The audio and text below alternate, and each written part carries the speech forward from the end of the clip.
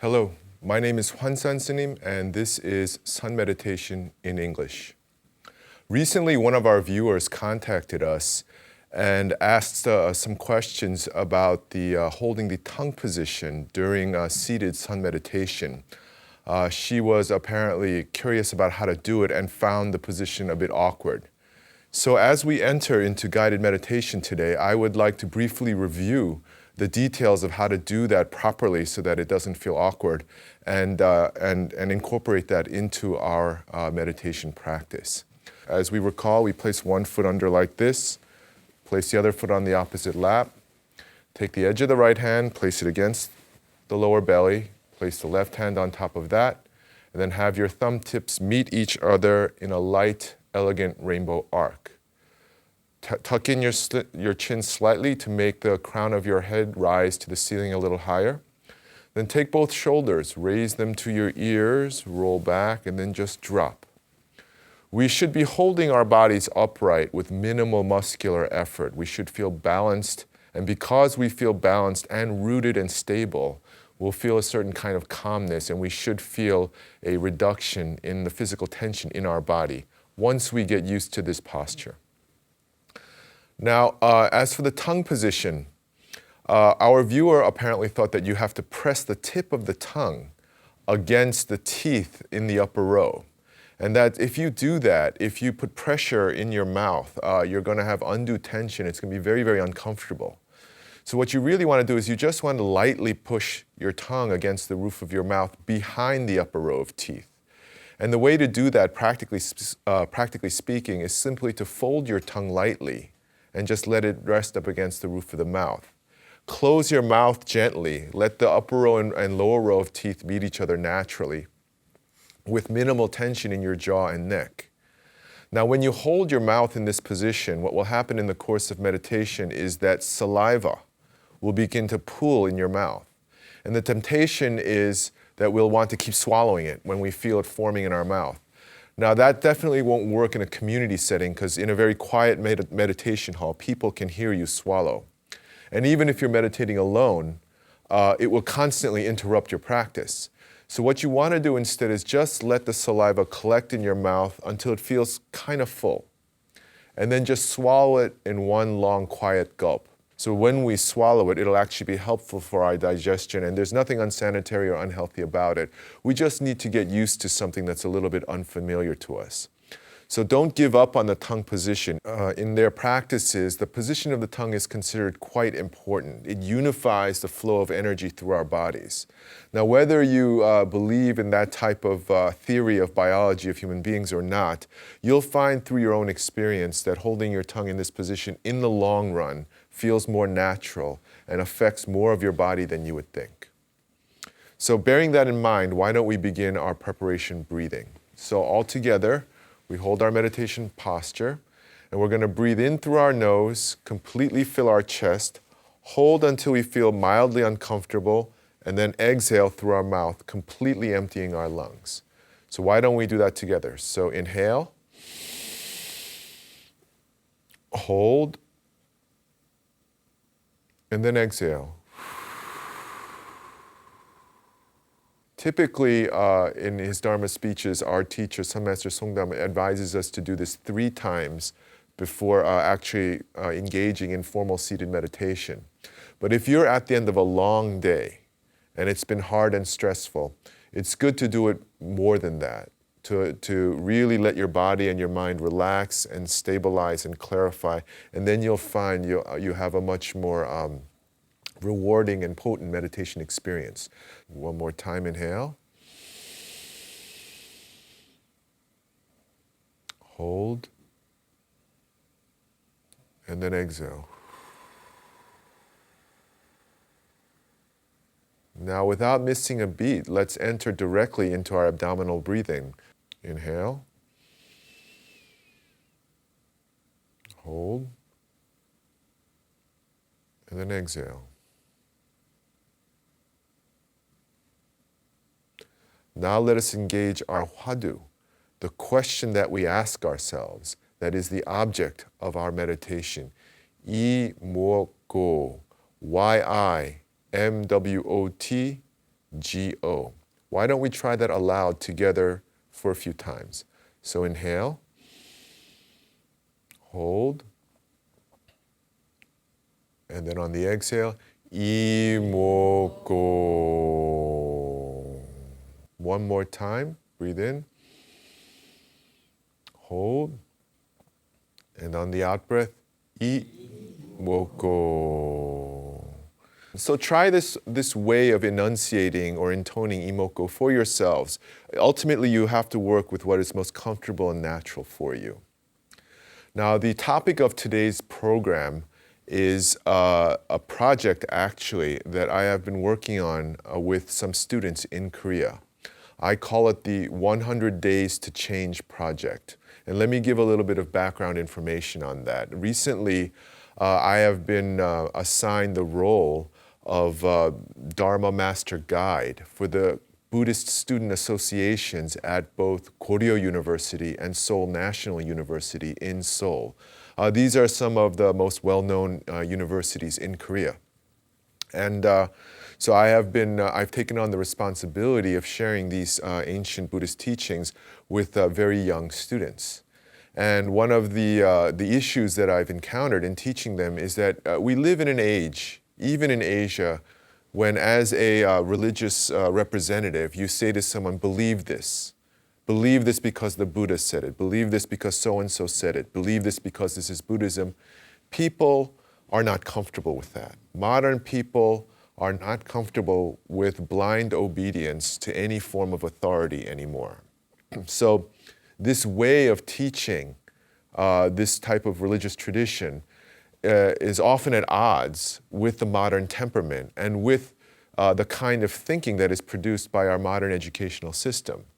And so in the course of meeting with these students, I have found that I have to engage them in sort of a more modern way. And in the course of our dialogue, we've come up with this idea for the so-called 100-day project. And the idea behind that is for 100 days, which is the traditional length of a sun meditation hall retreat, we will set some goal for positive change in our personal lives. This can be the removal of a negative habit, like getting up too late in the morning or watching too much TV or overeating or what have you. Or it could be to establish a positive habit, like exercising properly or learning a foreign language or something. Some form of habit change that will lead to an enhancement of our way of living and our experience of life. And what we're going to do in this project that I proposed with our students is that we will combine the traditional spiritual techniques of the Sun Buddhist tradition with the modern self-development techniques that we have come to know in our modern educational system. And we'll put them together like that, let them work, and then we will be able to see for ourselves in our own experience how much validity, worth, and usefulness these ancient teachings have. We will be able to confirm it through our own experience. We don't need to be told to believe in it blindly. So the idea here is not, as in traditional religious teaching, first believe and then do it, and then you'll understand why all of this works. Now, that doesn't seem to work as well in the modern educational system. Now the approach would be first learn what the teaching is, in this case sun meditation, understand it, meaning understand why we do each part of it and what we're doing it all for, then apply it, put it into action. And when we put it into action in our own lives, then we'll be able to confirm for ourselves how much it works, how much value it has. So finally, when we have confirmation, then we will be able to have belief. We will be able to believe. But I don't think the word belief or believe is right here because we will have confirmed it through actual experience. Therefore, we will know. It'll be knowledge, lived knowledge based on our own direct experience. So rather than use the word faith, I think the more applicable term in this case would be confidence. And if we do this over and over and over with the body, the enormous body of the Buddhist wisdom tradition, as we confirm the value of each type of practice and each type of teaching, we will gain greater confidence in it. We won't be so skeptical. Even in our modern day and age, this is how we regard the modern scientific culture. The scientists in the world give proof for their technological and research achievements. And because they give this proof in the form of predictions, if this happens, then this other thing will happen. And they're so accurate most of the time that we no longer question them. When scientists tell us something about the stars or about chemical reactions or something within our bodies, we simply believe because we have gained confidence in them. We have, through our own experience, found them to be very accurate in their predictions. We can use the same manner in approaching Buddhism. By confirming it through our own experience, ultimately we too will have confidence and trust in this tradition, and we won't find ourselves so at odds with it. So that's the basic approach of the 100-day project. Once again, the steps are learn the tradition or the teaching, understand why we do it, apply it, confirm it, and then you'll have confidence in it. 5 steps. Okay? So why don't we take a break at this moment, and during our break, why don't our studio audience members and our viewers take some time to think about what kind of change we want to produce in our own lives. And we have to bear in mind there's a 100-day time limit, about a 3-month time limit, so it should be realistically attainable within that time frame.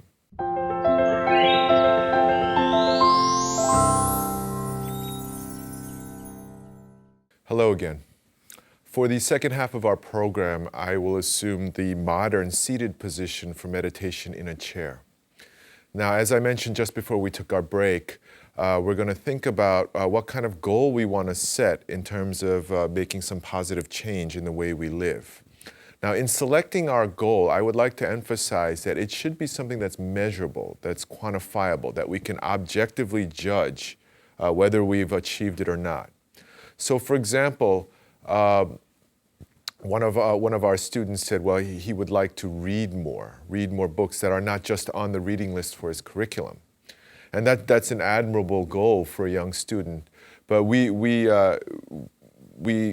adjusted that goal to make it quantifiable. So instead of saying, well, he'll just read more, we said, well, he'll read this many books this semester, averaging out to about 1 a week, and create a list of all the books that he read. So that's one example. Another student wanted to do more yoga. So instead of doing that, because it's hard to judge, well, is that once a day or 3 times a week? So instead of doing that, for this student, rather than setting a time limit, like say 30 minutes a day, she preferred that the goal be the mastery of a certain yoga posture that she really wanted to learn. So that would be another way to judge the legitimacy of whether the goal had been reached or not. So the change has to be quantifiable and measurable and very visible. That way we can know for sure whether we've really created change in our lives. And that's how we need to frame and describe the goal to ourselves. Often, especially young people, choose fitness goals. They want to get into shape, they want to exercise more. And in those kind of situations, rather than saying, oh, I'm going to work out every day, I try to encourage the students to pick specific fitness goals, like being able to run 2 kilometers or a mile within a certain amount of time, or being able to weight lift a certain amount. There's different ways to measure it, but where you can really see how much you've progressed and how much you've changed. That's what you really want to try. This goal, the attainment of this goal should create a visible contrast with the way we lived before. So we can set a goal like that, and I'll remind you that it has to be achievable in 100 days.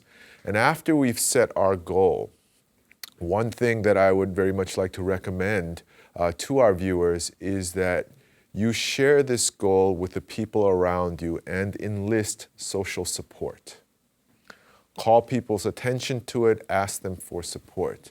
This is a very powerful way to energize our program for change. And I would like to speak from personal experience, if I may, on this one point, to illustrate the power of social support, of the support of our friends, our peers, our colleagues.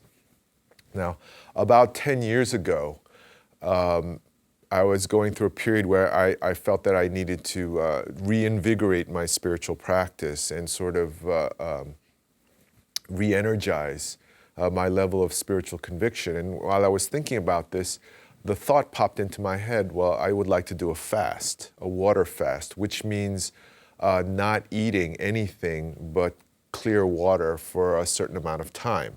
So that would also include not drinking tea or fruit juices or things like that. And I wasn't sure why I thought this, but it was like a whispering in my ear that, that I should do a fast. And I had never done a fast before. I had no experience in this type of spiritual practice. And also, I was very, very underconfident about it. Controlling our eating is one of the great challenges of monastic life.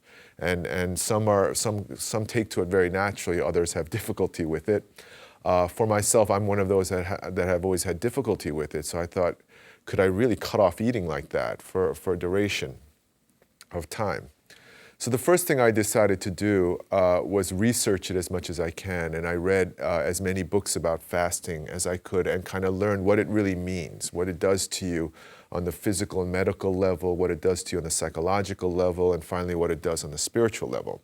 So then when I felt I had a good understanding of it, still I felt underconfident. I felt a little bit intimidated by the prospect of going for a long duration without eating. And then actually I thought of something that I had read in a book that I believe my brother recommended to me about, of all things, management principles.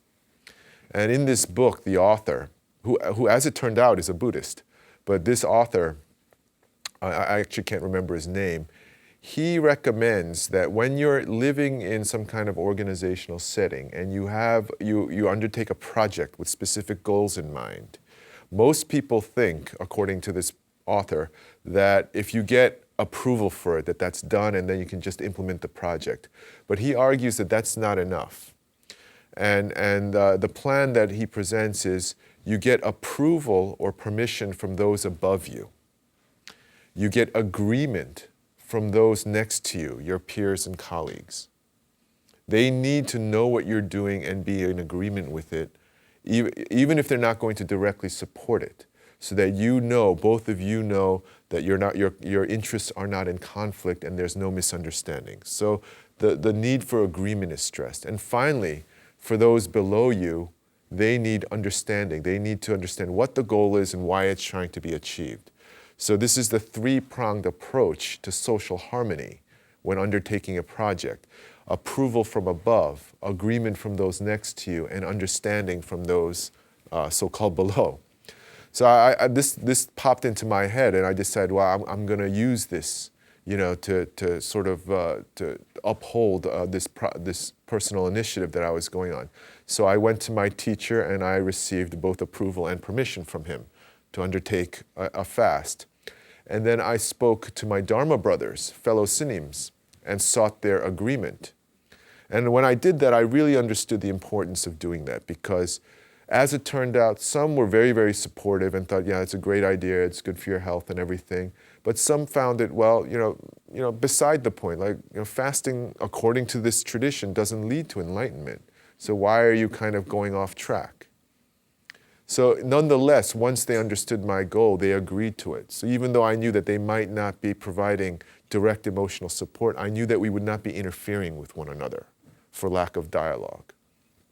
So agreement was set, and then I spoke to the volunteers, the volunteer lay people who support our organization, and I sought their understanding.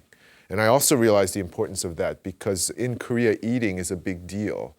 Koreans, especially of the older generations, still have memories of more difficult times. So when anyone doesn't eat for periods of time, it causes some level of emotional worry. So by telling them what I was doing, I gained their understanding so that they could support my practice and not misunderstand why I would suddenly stop eating. And when I had gained this approval, agreement, and understanding, I found that the social support I received was hugely energizing, hugely encouraging. And I learned that people, if you call them to you in pursuit of a worthy and positive goal, most people want to help. Most people think well of it. and you can draw on their support, on their moral, spiritual, and emotional support if you simply call for it, which a lot of us are often too shy or simply don't think to do. So this is sort of the modern way of putting it, seeking out approval, agreement, and understanding in the old language of these type of Buddhist monastic communities. What I did sort of unconsciously was I sought harmony. I harmonized my goals with that of the community. And what I learned from in that respect is if you harmonize your ideas and goals with the community will harmonize itself to your purpose and be an incredible source of energy and support. Now, this is within the confines of a very insular type of traditional community, but I believe that those kind of human resources exist for those of us who don't happen to live in Buddhist monasteries. And I would very much encourage you, if you plan to take on a very challenging goal for a hypothetical 100-day project, definitely you want to draw in social support from those above you, around you, and possibly below you. When you do that, what you have done is taken a personal project and created a social pact. You've made a promise to those around you that you're going to upgrade yourself, you're going to elevate yourself. And so now you feel bound to it in a different way. It stabilizes your level of motivation and resolution. And on a very human level, you just become too embarrassed not to go through with it. And to be totally honest, that also was a very strong motivator for me in finally achieving the goal of this fast, which I was able to do, but which I don't think I would have been able to do, and not nearly as smoothly if I had not had the support of my community. So that is one thing that I would very much like to recommend for those who undertake an effort to change, is draw in the people close to you, make them a part of it. More likely than not, they'll be happy to help out. And they'll be happy to play a role in our personal growth and development. So that's the first thing that I would like to suggest in terms of enlisting social support. But I will also add one more thing. And this is something that I also experimented with one of my Dharma brothers. Often we want certain kinds of change in our life, but we somehow just never get around to it. We think we may want to learn a new language or learn a musical instrument or exercise or take better care of ourselves. But to be honest, it's just not the first priority. So what happens is in taking care of the important things in our lives, we never get to it. It gets pushed back. And in all honesty with ourselves, we realize that if we had just been a little bit more disciplined, we could have included it in our lives. But somehow we just don't have enough motivation or energy left at the end of the day to get to it. And so under those kind of circumstances, to address those kind of circumstances, I would like to recommend the so-called 3-question or 5-question approach, also which I learned from a book. None of these are my invention. And in this approach, what you do is you get together with a study buddy or a practice partner, a spiritual comrade, and you share your goals with one another. And the deal is, let's say that I want to have a goal of doing yoga every day and studying French. So what I do is I ask my study buddy to ask me every day, did you do yoga? Did you study French? And I will do the same for him or her with regard to their goals. So we're going to ask each other every day whether we're making the necessary effort to achieve our goals. Now, the important thing to remember here is when you are asked the question, when your study buddy asks you the question, you do not answer. Even if you did make the necessary effort that day, you don't say yes. And the reason why is you don't want to create a false sense of accomplishment and pride before you got to the end. You don't want that release of emotional pressure. You want to have that internal tension, that internal resolve to keep going because you're not there yet. On the other hand, if you slipped up that day, if you forgot about it and the answer is no, you don't have to say no. You don't have to subject yourself to embarrassment that may weaken your already shaky motivation. So you don't answer at all. You just ask each other the questions and that's it. And the way it works is that you call each other at a set time of the day. You ask each other the 3 questions or 5 questions, depending on the number of goals you want to set for yourself, and the conversation ends there. So I actually did do this with one of my Dharma brothers. And in the course of it, we both eventually got so busy that we couldn't make phone calls, and we actually started text messaging each other. And what happened was, it didn't seem to work at the beginning. I would simply ignore the questions. I would receive the questions and ignore them, and I didn't seem to be making much progress. But we didn't call it off. So we kept going on with it. And what I realized was that still it was serving a purpose. It was keeping my goals and priorities in mind. It was reminding me every day that there's this other thing that I want to include in my life, this other thing that I want to include in my practice. So maybe I wasn't doing it yet, but I wasn't forgetting about it anymore either. It was constantly, there was a constant incoming stimulus. Remember to do this, remember to do this. Remember that you said you want to do this. So what happened ultimately was, because we were both being goaded by these text messages, these reminders, that every once in a while we started doing the things that we said we would. And at the beginning it was slow. It was not a quick start. Do it and then not do it and then not do it. But little by little, consistency starts to set in, and we were able to make these habits in our daily lives. So we were very happy after, and this took several months, but after several months, we were able to actually achieve the first set of goals that we had set, and we actually conceived a whole new second set of goals with a whole new list of questions that we've been doing since. In a monastic community, we are given those kind of text messages, those kind of reminders on an almost hourly basis. It's just not on a cell phone. There's always a temple bell that's ringing or a bamboo clapper that's being struck that reminds us that we have to go and meditate. We are constantly being bombarded by reminders to meditate. So we're kind of using the same thing, but we're putting technology behind it, and we have to resort to the people around us because, again, most of us don't have the good fortune to live in a monastic community. So these are 2 ways that I would like to recommend, based on personal experience, to enlist social support in our personal endeavors to change. Now, when we do that, and we enter into this 100-day personal retreat to change, once you've set your goal and declared it to the people who are important to you, from that point on, you don't have to be so worried about whether you're making it every day. The more important thing is simply never to quit. One of the great values of this way of practicing is not the extent to which we succeed, but the value that our moments of failure can provide for us. Now, what I mean by that is this. What we want to do in the course of this retreat, and what you'll need probably is a diary notebook, is you keep a diary during the 100 days, from day 1 to day 100, and each day you record what you did that day. And it can be very, very simple. And if you succeeded, that's fine.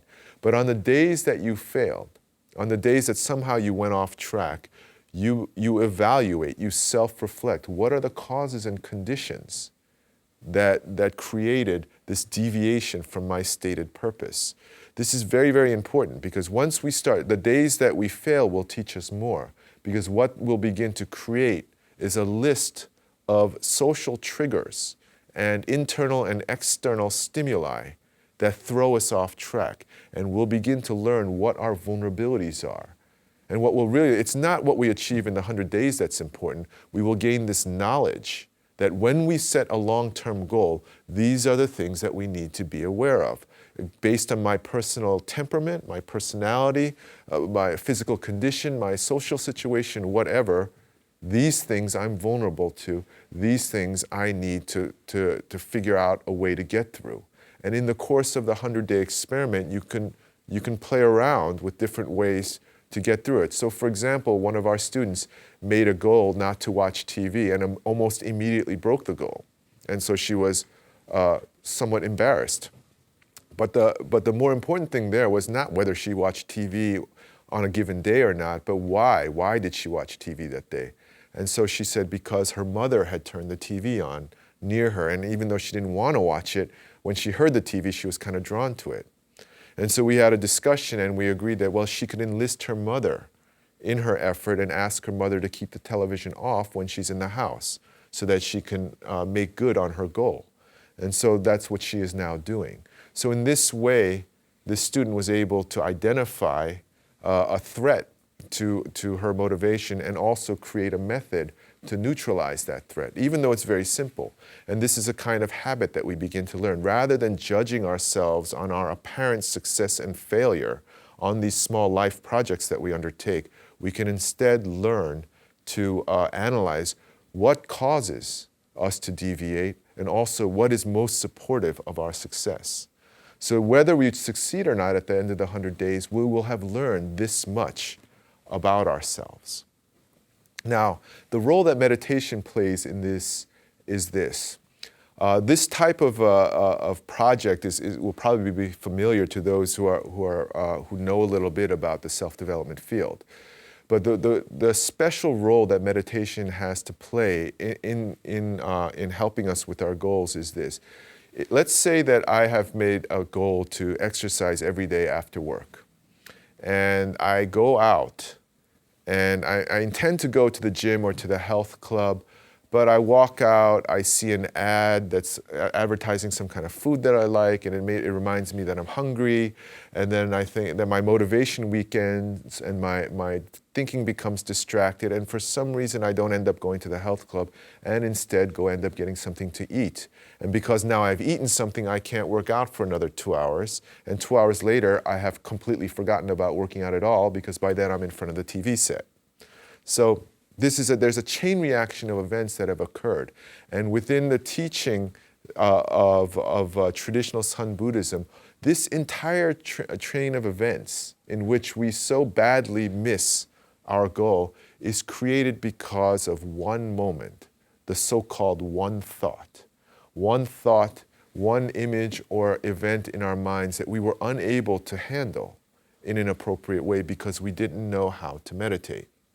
If, on the other hand, we had been in a state of meditation when these thoughts were occurring, when I thought, when I saw the ad and I knew to go to my posture and my breathing and use imoko to keep my mind clear, then I would have had a clear enough state of awareness to know that working out will be a little bit more important and I can get something to eat later.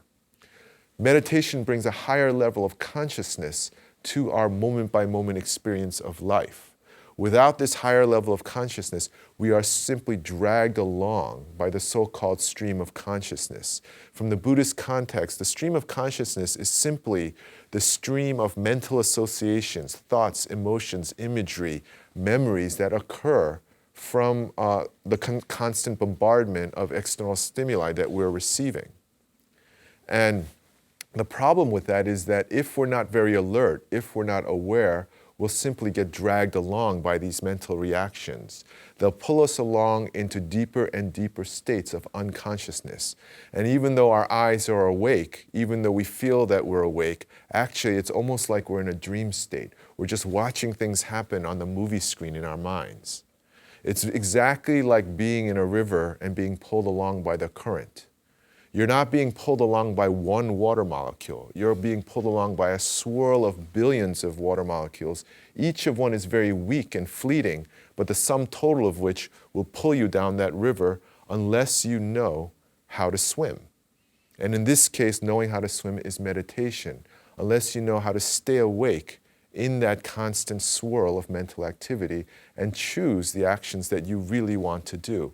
And that's what meditation can really be for us, a way to keep us awake. So practically speaking, what this means is when we undertake our 100-day goal, what we really want to do is increase the average amount of time that we're performing traditional seated meditation. And the reason for that is by doing that, it's like cleaning our brains. By doing that, we are raising our average daily level of mental clarity, stability, and centeredness. So that's the first practical thing that we want to be doing. And the second is we really want to be trying to do the imoko sun meditation practice in our daily lives on a daily basis, on a moment-by-moment basis.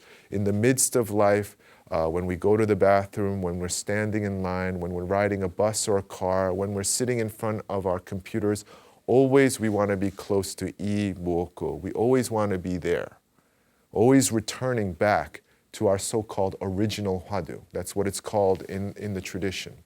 And this will keep us awake enough to choose really what we're going to do and to make good on our goals. So this is the challenge that the 100-day projects provides for us, that we can combine these sort of modern techniques with this traditional technique of meditation within our lives.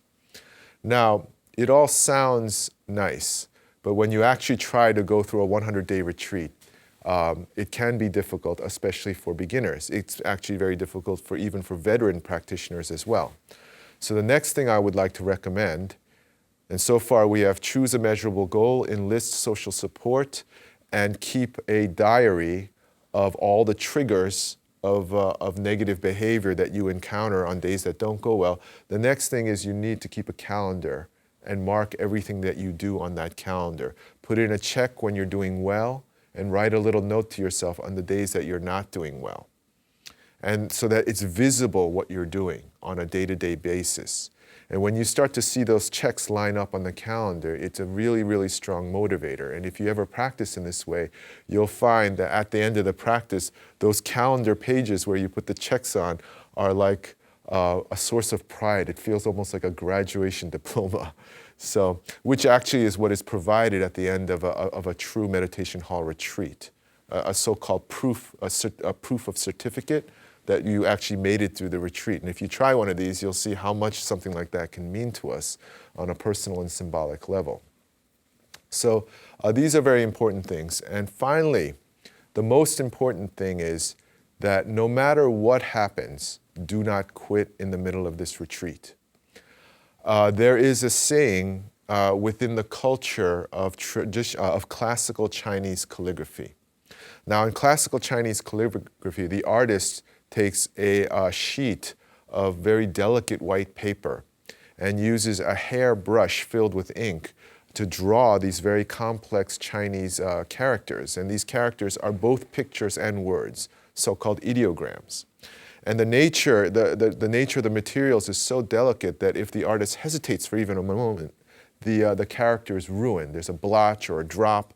So the artist needs to proceed with supreme calmness and confidence to do this. So it's a delicate and demanding art, and there is a saying within the community of artists who practice this art. They say that if you're drawing a line of characters, let's say you're drawing a line of, say, 8 characters, and you mess up the first one, even so you have to finish to the 8th one. Now this has great significance because this calligraphy is used as gifts and also for exhibition purposes. So if you mess up any one of the characters, it's become useless as an art product. But nonetheless, even after it has become useless, you are taught to go to the end. And the reason is you want to keep your emphasis. What you're trying to train yourself to do is not be so obsessed with the final product and instead create a habit of continual effort, regardless whether the results are lining up with your expectations or not. And this is a mindset, I think, that can be very helpful to us who enter into a possible 100-day project like this. Even if for the first day, the first 10 days, the first 20 days, the first month, you're just not making any progress, you're not making any change, even so, do not quit. Now, in modern day work communities or organizations, there's a tendency toward results orientation, that you judge the value of a project by its results.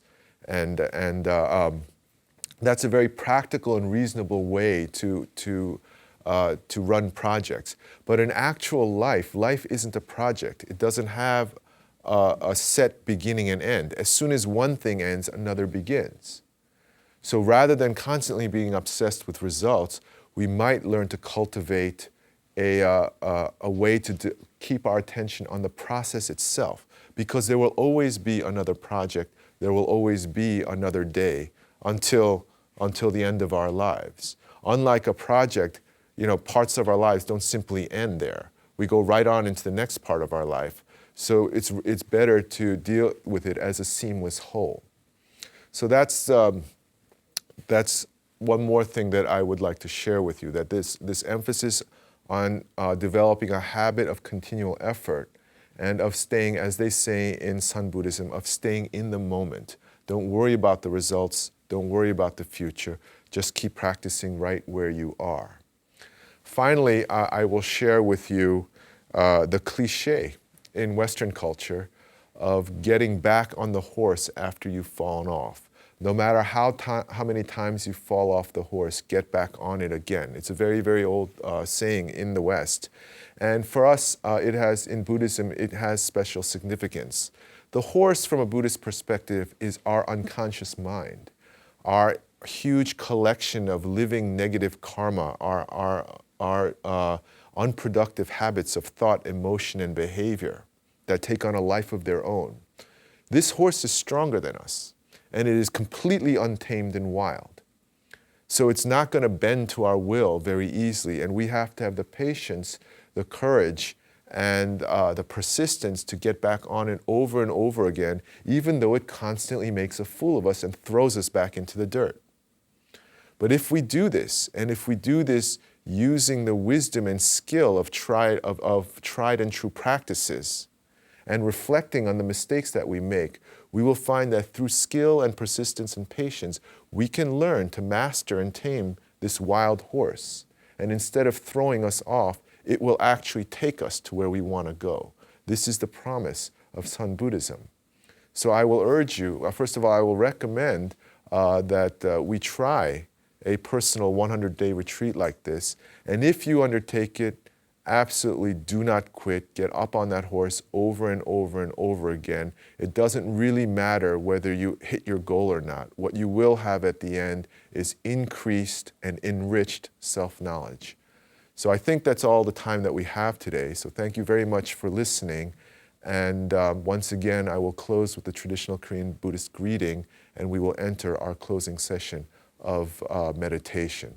So may we all attain the Buddha.